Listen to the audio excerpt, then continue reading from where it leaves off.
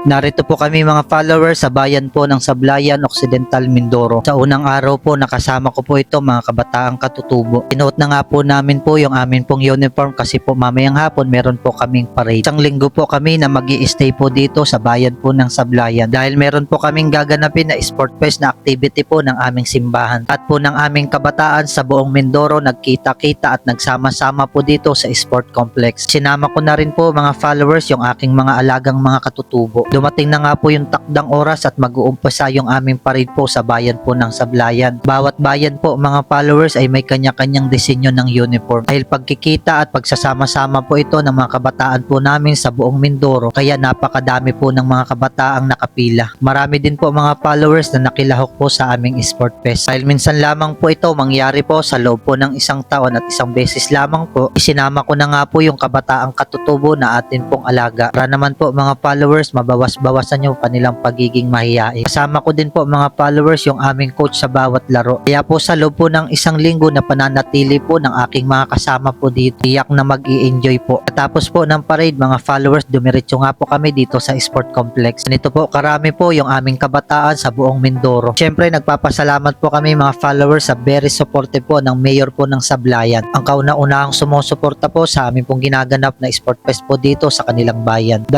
oras po yung biyahe mula po sa aming bayan papunta po dito. Biglang may tumawag po sa akin na habang naririto po ako, meron pong dumating sa akin na balikbayan box galing po sa Guam. Imbis na i-deliver at ibagsak po sa aming bayan, dito ko na nga po mga followers pinadiretso. Kailangan daw po ng aking firma para ito po'y kanilang ibigay.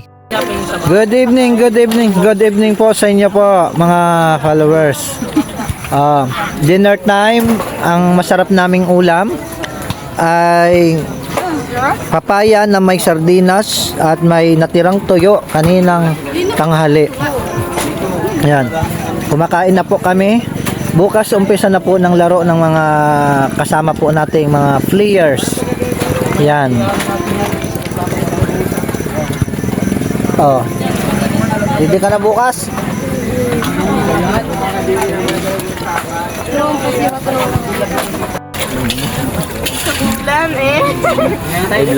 Good morning, good morning. Yan, ang ulam po namin ngayong umaga ay ampalaya na may itlog.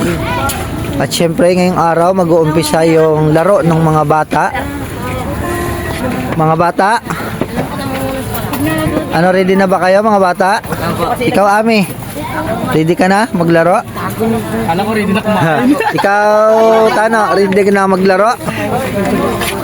Ikaw, Winlove, ready ka na maglaro? Wala si Antukin, nandun, nagja-jogging. May bagong kaibigan. Nakatagpo ng kayo. Hello, kamusta ang tulog ninyo? Yung unang gabi ng tulog ninyo dito? Ayos, ayos lang? Nag-enjoy ba kayo? Ikaw, Tano, nag-enjoy ka? Bakit di ka makatulog? Nainitan ko. Sanay ka kasi sa bundok eh. Nasa patak tayo eh. Ikaw, Kuya Will Love? Masarap ang tulog ko. Masarap ang tulog, ang tubig. Kamusta ka na, Ame? Kamusta ang unang gabing tulog? Okay lang po. Okay lang. Christian Taba. Bakit late ka? Nakipag-date ka pa, no? Oh. Kilala ko yung iyong kasama. Ito, ang kilala niya nasa Sibonsay.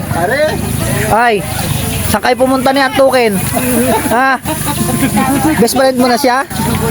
Oh, best friend din na maglaro kayo, Love. Ha? Ha? Ready na. Ito yung mga kakampi niya nandun.